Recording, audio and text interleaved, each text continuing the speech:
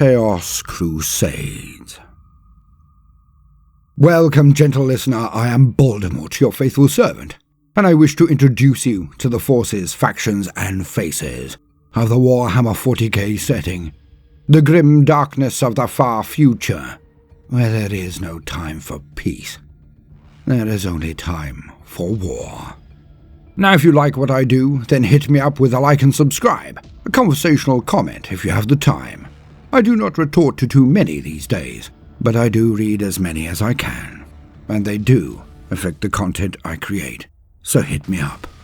And today, we shall investigate a topic that is oh so juicy, and oh so often misunderstood. For this topic, this event, is rarer than near any other in the setting, and far, far less commonplace than many would believe. This misunderstanding, I like to think, comes from the large numbers being attributed to the most important and dramatic of their kind. These being the 13 performed by the War Master, Abaddon the Despoiler. Of course, I can only be speaking of Chaos, or Black Crusades. Now many will believe that the only ones that have occurred, or could ever have occurred, were the previously mentioned 13 Black Crusades of the Despoiler, each one building on the success of the last, each another stepping stone towards a catastrophe that was unleashed upon the Imperium and the galaxy entire, when Cadia finally fell and the tear across reality was birthed, the Cicatrix Maledictum. Yet this is far from the truth, and it is time that we discuss the minutiae of this particular occurrence in the setting. Not just the Black Crusades of Abaddon the Despoiler, which I intend to cover in much greater detail very soon, but Chaos Crusades as a whole. As usual, I will be interspersing self-written stories to fully show, not just tell, how these things happen, and the true nuances of what they entail. Elements of this tale may be continuations from previous works, but should be self-contained and easily consumed by anyone who is not familiar with the previous tales.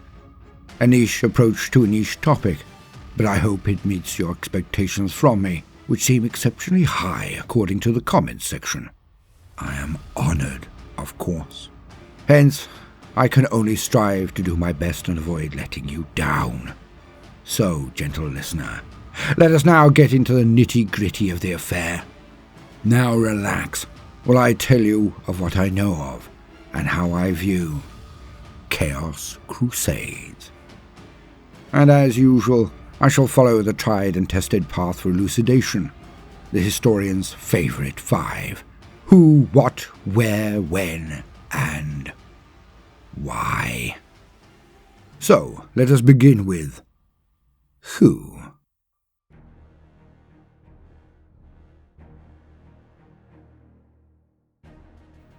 Story continued from Ulick the Unreasonable, Chaos Story, and Abundance Tertius playlists. Horus was weak. He did not understand, but I do. And I think of all those who are willing and able to do this thing, so does Ulick. We have moved over decades, slowly building this unholy congregation. But all must be true if this is to be successful. All must be perfection. The Sons of the Eye were destroyed. Descartes, the sightless, cretiноusly walked into a trap. He was dispatched by the Despoiler. He tried to work with him. But there can be only one Lord of the Black Crusades, and it is he, the Despoiler. But this does not mean we cannot launch our own, of course. It happens often, far more so these days, with the wars between the realms being so very, very thin. All I need do is collect this one last strand, this one last floating thread. We must have them all, of course. Representation for them all.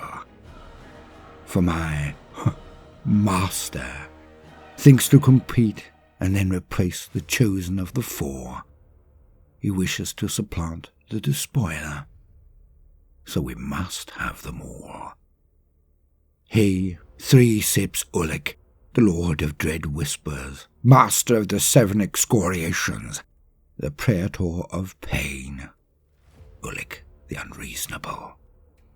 He brings his vast forces, the Death Guard at its core. Nurgle. We have the Alpha Legion, represented by Alfarius, of course. Zamet Haket stands for the Sorceress 15th, the Thousand Sons.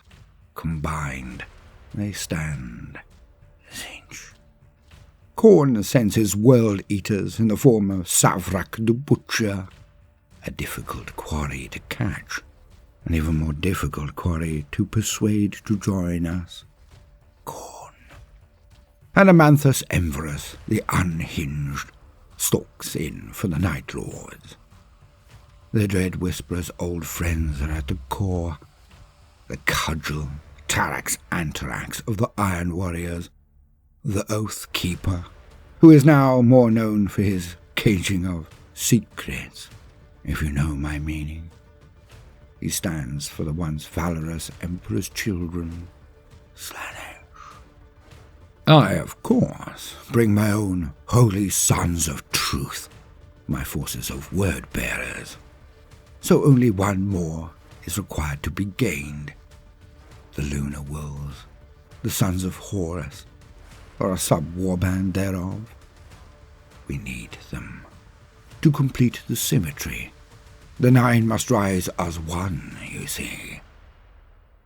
Now Ulick did consider replacing them with a more offensive option. It was a backup plan, no more. But the name Wolf Brothers, or Blood Wolves, were being bandied about as an option. Twisted sons of the Rus. I saw the appeal instantly, of course, but I guided him back to the better, first and brightest option. When I make certain that the first warband we find are indeed the Wolves of Horus. I need only find them. Then we have 4 faithful, 4 vengeful unbelievers, and little old me to bring it all together. I, who believe in all, but just more than any of them all fathom. I being purer balanced than they understand. I should not even think it. Not with Zamet Haket among us. I return to my guard, my covered mind. Even in privacy, I serve. I am the left hand of the master, Ulick. And this venture has been a century in the making. Over 100 years just gathering the forces that will be required. And I do not mean just numbers. He already has those. Ulick personally leads enough Astartes to challenge a sector. Yet, we needed not just the bodies and fleets, forces and formations, but also the spiritual legitimacy that was required. For if Ulick is to gain his goal, then we must be a collection of warriors no less luminous than that present at the court of Abaddon. Oh, the despoiler has the names, as what he believes to be the best and brightest of the old guard. Yet volume and vainglory are not the purest tests of capacity or capability. Reputations are rarely matched by exploits and achievements, I find. Abaddon has circled himself with those he knows, those he considers worthies. Ulick has identified and then sent me out to investigate, to negotiate, to whisper sweet nothings of cruelty and carnage into the ears of those he has chosen for his own endeavour. Hardly the most lauded, Not a constellation of bright and rising stars is this, yet it is no collection of ragamuffins and placeholders either. No. I will not permit anything but the best to be a part of this holy moment, this diabolic campaign.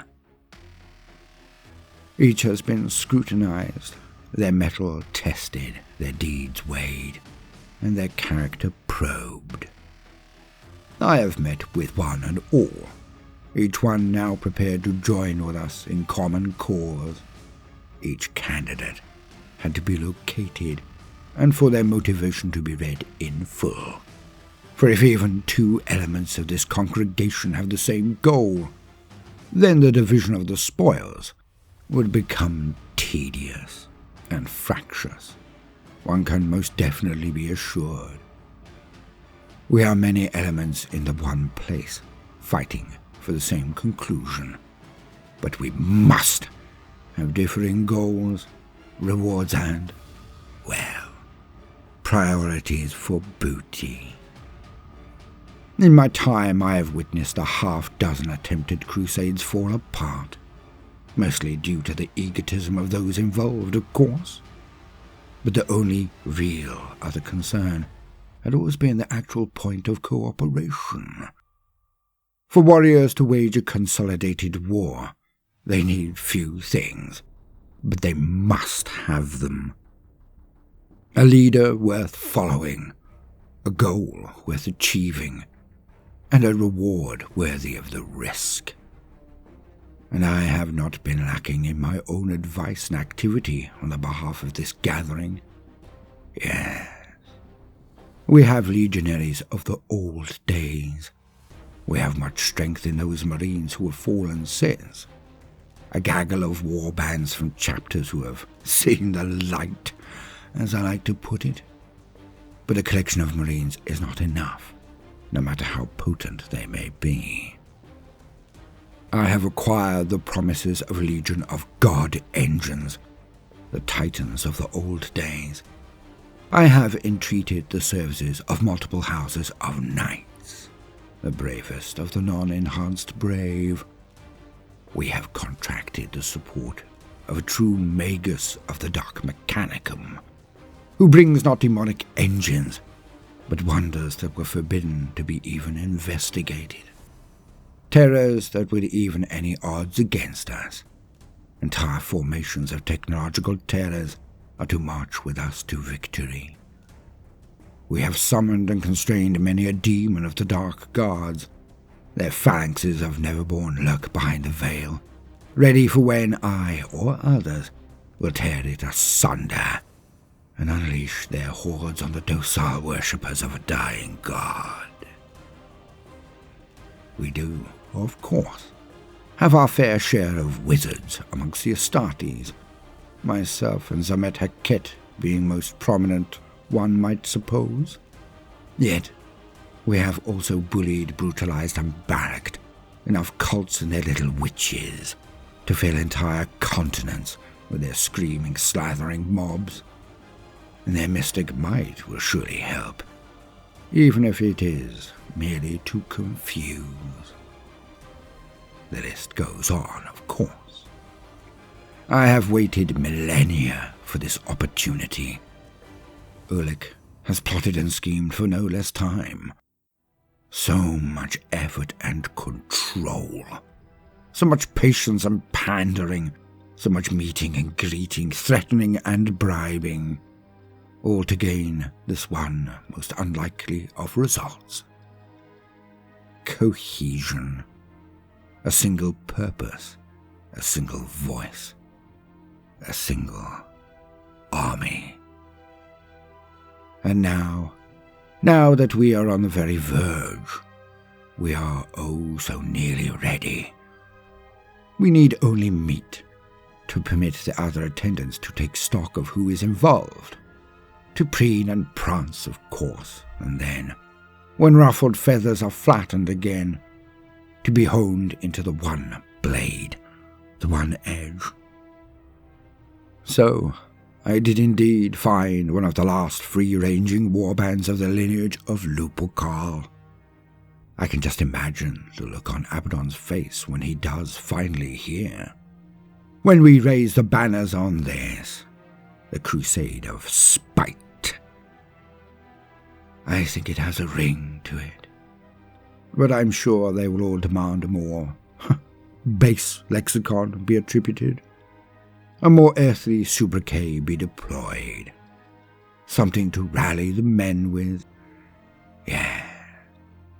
It will need to be simple, but also visceral, to impassion the monsters.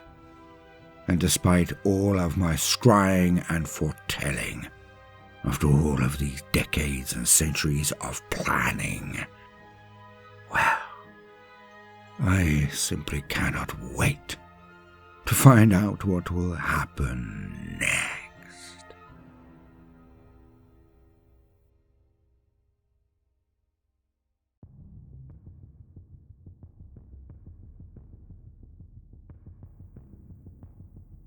So, we get to the who of the matter, but it is also pertinent to describe the what of the matter while we are about it. So, who is usually involved? Who makes up the personnel in one of these wretched affairs? A Chaos or Black Crusade. A Dark, Black or Chaos Crusade is a collection of traitor space marines from different organizations, orders or legions, usually. Many incursions are performed by warbands or larger gatherings of evil Astartes, yet they are not often called a Chaos or Black Crusade. This is usually due to them being of the one warband or organization. A crusade is made up of many working together in demi-common cause. It is also true that it is not the only definition of a crusade. Sometimes a large enough force of cultists and their summoned monstrosities can be deemed to be a crusade also. Yet, they are not often dubbed thus, as they do not really pose the same level of threat. Not really. Incursions, invasions, attacks, and onslaughts are the usual terminology applied. Now some believe that the only Chaos Crusades are the famous named Black Crusades of Abaddon. But these are very specific events that are combined under a single banner, as they are the attacks organized by Abaddon the Despoiler, the War Master of Chaos, and most beloved of the Dark Gods of Chaos, Nurgle, Tzeentch, Slaanesh, and Khorne. Now a proper crusade will have a large proportion of Chaos Marines at its very core, and this is what makes them so superlative, so effective. For most only concentrate on the power of the Astartes, the combatability of the Space Marines, yet this is not truly their greatest strength. For the Chaos-tainted are still Astartes. They are often Space Marines who fought in the Great Crusade, have overwhelming experience, ability and tactics that are so far beyond the norm that they can make even chaff forces, rabbles and mobs into weapons of surprising lethality. They can trap and ambush opponents with ease, can outmaneuver, outthink and outplan near any but warriors of their own kind. And even amongst the Space Marines who are still loyal to the Imperium of mankind, they have a staggering advantage in sheer perspective. For the long war has been so very, very long, and this accumulated expertise is not to be taken lightly. For they are used to doing things that would be beyond the wit of any of their contemporaries across the battlefield. This is due to the Codex Astartes and other documents enforced by Reboot Guilliman, where the regiments of the Astra Militarum, the Imperial Guard, are broken into segments, regiments, and largely banned from independent or self-contained mixed arms operations, with houses of knights and titans and Skitarii clades are all deployed. Yet the modern Imperial military strains under dialogue, discussion, and negotiation between these elements and factions to get anything done. The traitor legions are experts in the deployment and tactics of each of these elements, and the combination is, in this case especially, far greater than the sum of its parts. Space Marines of the Great Crusade were in charge of them all, from the first ship engagements to the largest and most sprawling theatres of warfare. With the traitor legions at the centre of the angry swarms coming out of the Eye of Terror, they are far more dangerous than their numbers alone can seem. Though these numbers are hardly anything to sniff at, for the traitors may well be torn in multiple directions, constantly warring between their own plans of will and those of their dark benefactors, the Chaos Guards. Yet even they would not launch did they not have the forces to get the job done. Often, the Chaos Marines are projected as purely id-driven psychopaths, without rhyme or reason. But this is propaganda of the most insidious form, for this propaganda is directed entirely at the forces of the Imperium, and its propagation and dissemination amongst their own armed forces causes an underestimation of their foes that often leads to the one logical and woefully predictable result: utter and total crushing defeat. And the forces of a true Chaos Crusade are not just the Marines. Oh no. They enlist the forces that they require to assist them, to support and strengthen their overall power. For those Marines who endured and survived the Crusade, heresy, and then scouring are true monsters. They are more accustomed to walking in the shadow of the guard machines than any now presently alive in the Imperium, with the exception of only Rabute Gilliman and Lionel Johnson.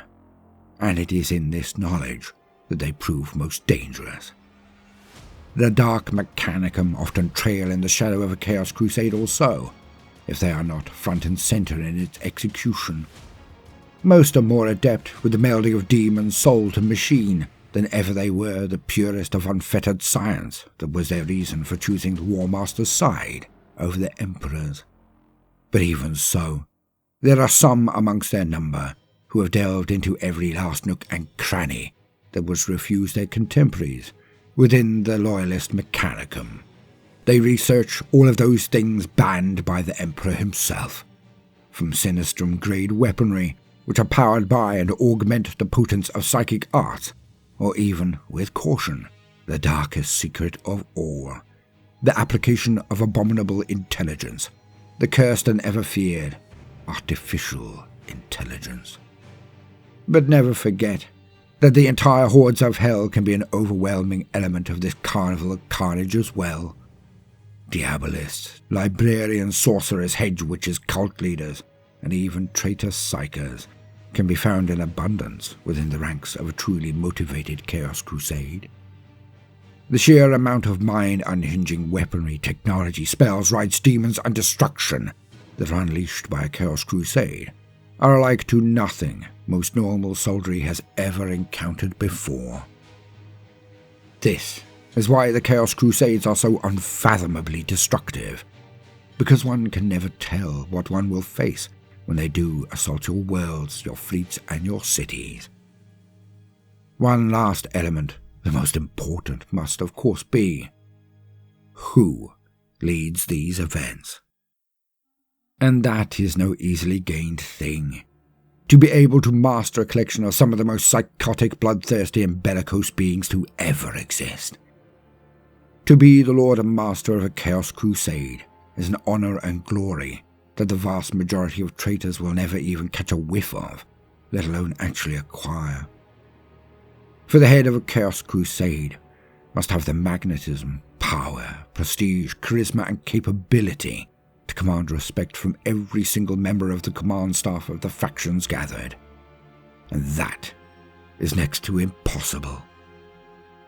The Lord of a Black Crusade must have the capacity to outmaneuver and smash at least multiple of his adherents at the same time. Otherwise, he will be pulled apart in quick succession.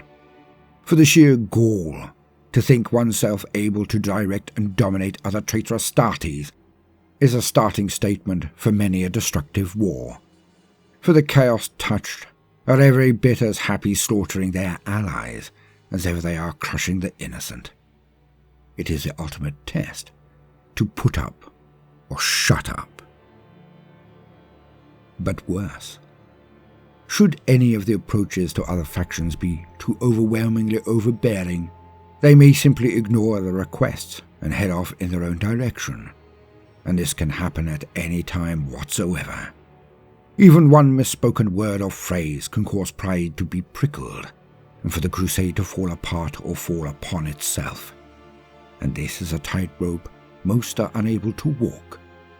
For those who are potent enough to crush dissent are all too often accustomed to this being their first and only response, and if this is done, then other factions will simply disappear, not wishing to be present to receive the same chastisement should they step out of line. But if the potential lord of a crusade is not even able to make even a few examples, are too engrossed in their own spider webs of plans within plans, that they are not able to muster forces enough to cow contesters to their presumed rank, well, such leaders are quickly disposed of by assassination or direct warfare. For the Chaos Marines respect few things.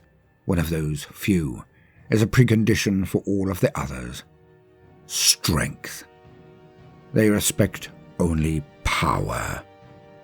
Hence the tightrope that is walked is very thin indeed, and ranged over an incredibly lethal fall. For one cannot be too overbearing, but one cannot be demure or show even the slightest hint of weakness, or, in either case, they will be destroyed. At the very least, the chance of a joint venture are resoundingly smashed by such indelicate dealings. So, we can see that the who of the matter is probably the most fundamental. For if there is no figure worthy of the following, then nothing at all will happen.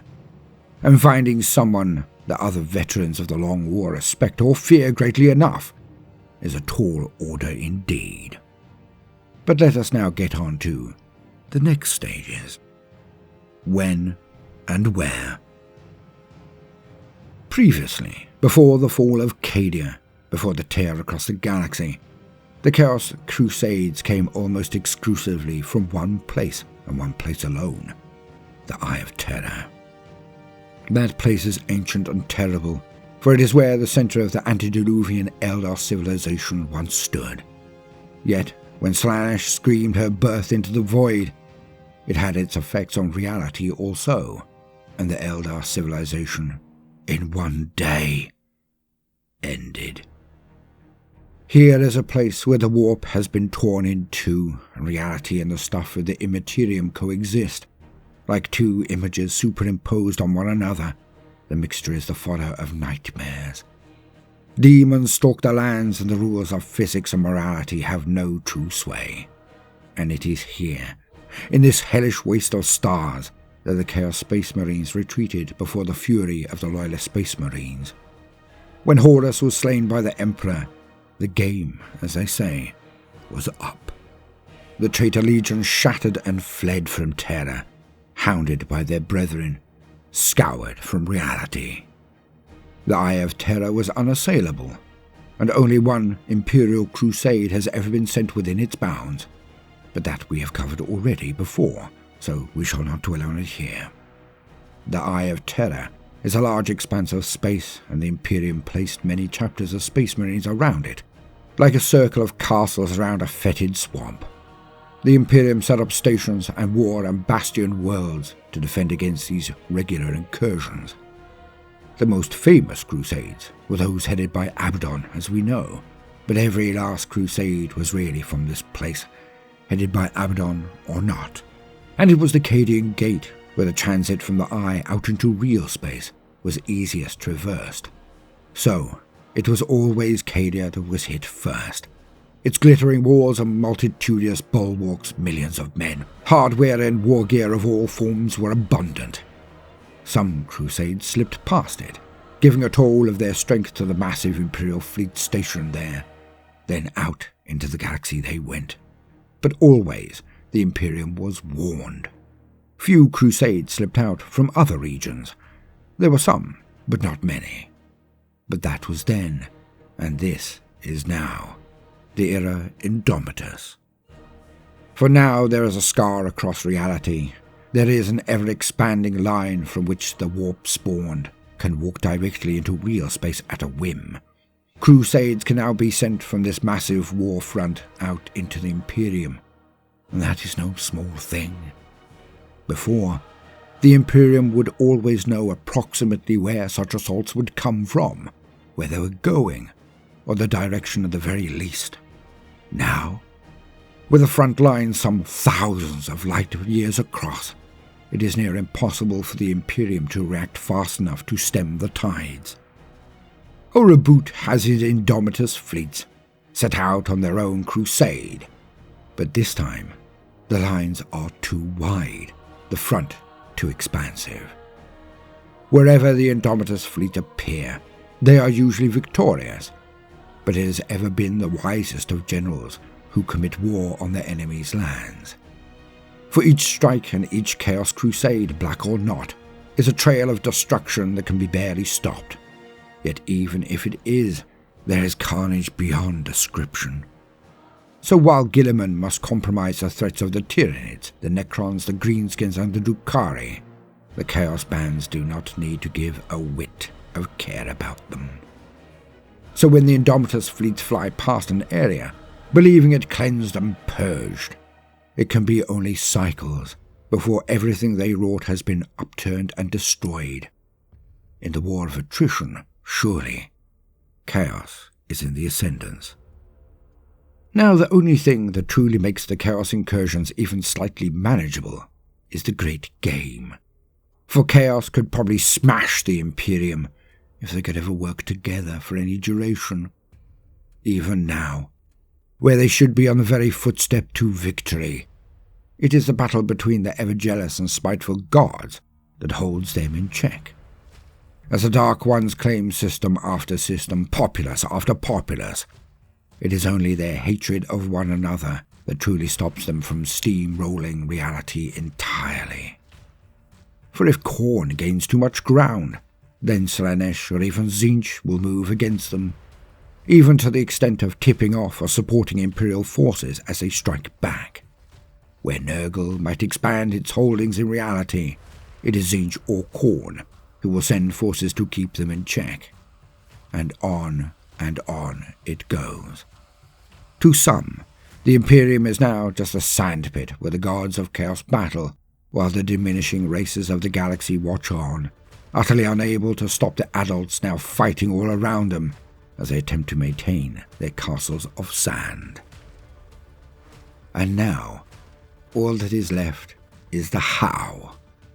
For people can think this is a simple matter, despite the nuances and complexities I've tried to show. Yet a Chaos Crusade is not just a rabble leering and cheering as it sets off to carve a path of destruction across the universe. No, they are not a war of orcs. A true crusade must also have the approval of the power of the Four, the Dark Gods. Some crusades are patronized by one god alone.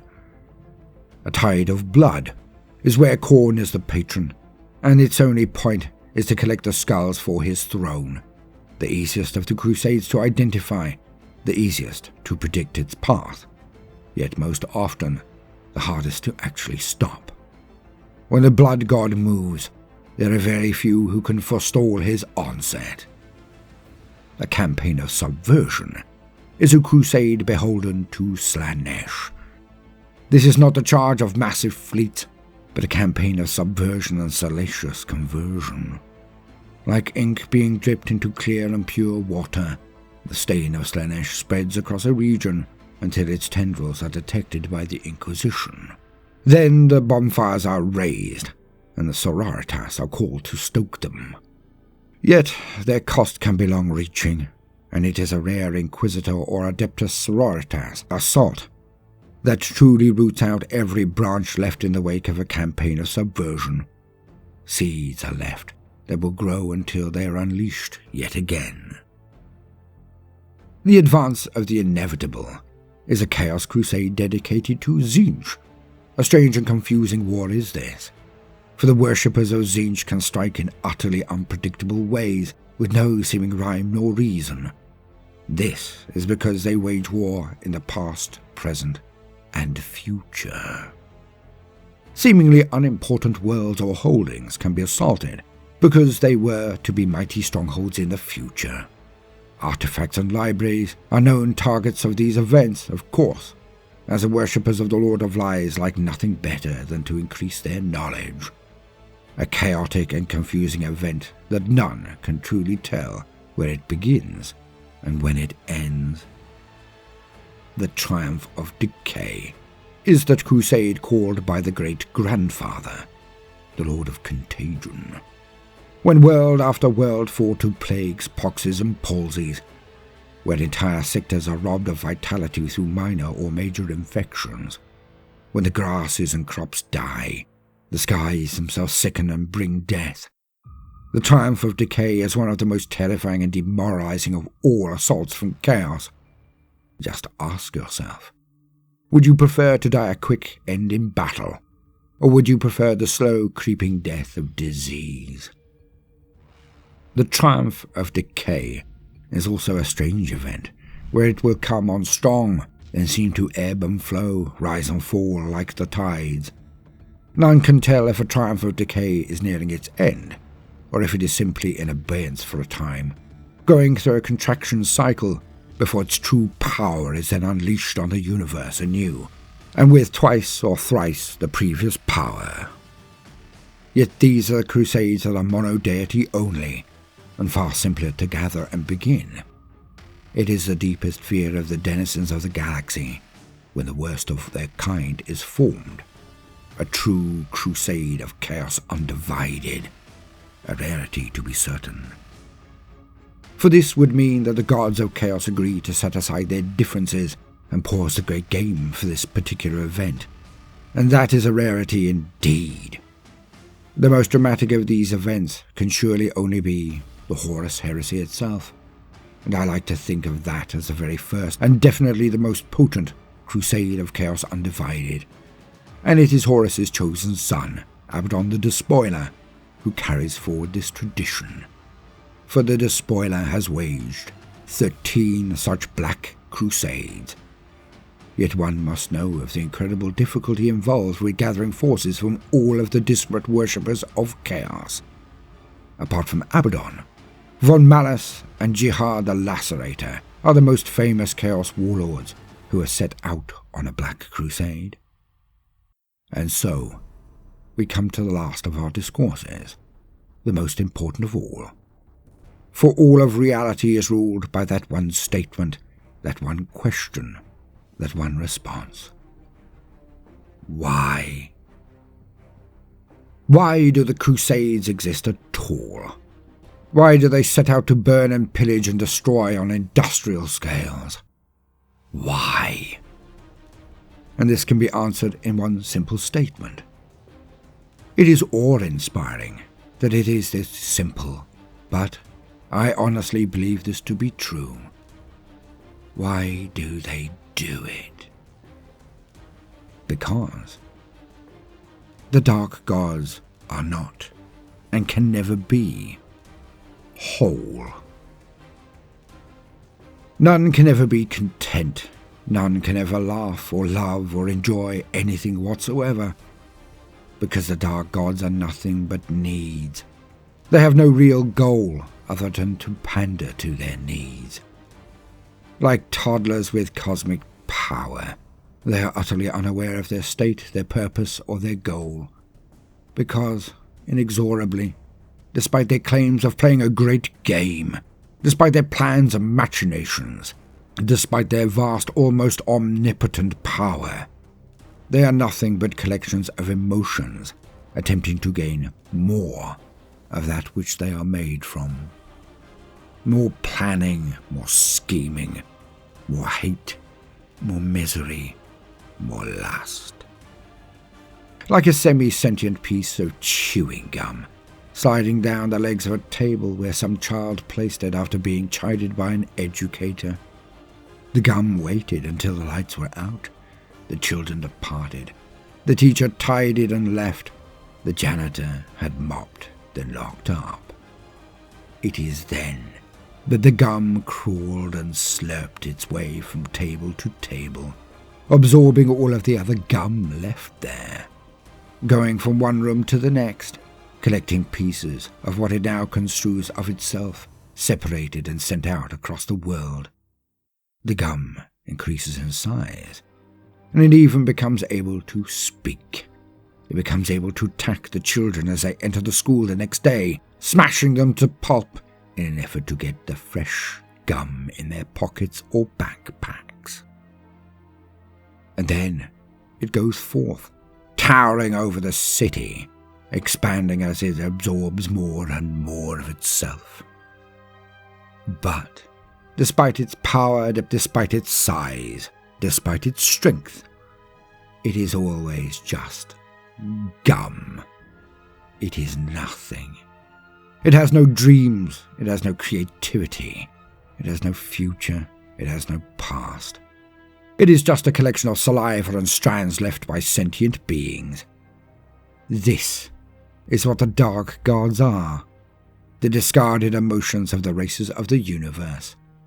They are nothing, and they can never be anything. So all they can do is collect more of themselves, create the circumstances where more of themselves is created by the sentience on which they rely as their sustenance and their creator. So, when someone extols the dark freedom of worshipping the depraved powers of the Chaos Gods, pity them. For they are kneeling to nothing but refuse of the soul. They are pandering to that which was discarded. They are worshipping children with no restraint or control. They are surrendering their will to the equivalent of discarded gum. Pathetic.